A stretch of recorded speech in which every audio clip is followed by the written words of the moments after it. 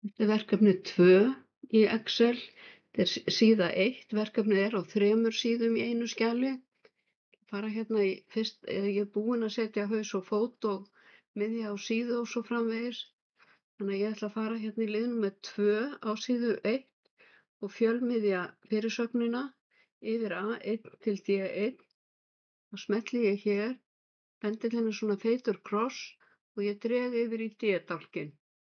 Og hérna á Homeflippa þá er Merge and Center hér og ég ætla að stækka letrið í 14 punkta, feitletra og miðja upp á línuna hérna, svona.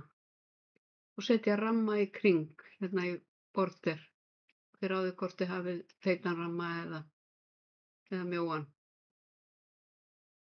Síðan ætla ég að setja fyrirsögnar hérna í C2 í 2 línur. Svo þið sjáu þá er sem sagt verð á einingu, það kemst ekki fyrir þannig að ég get þjappa textanum með því að fara hérna í wrap-text og sama gerir þið í hólfinu C14.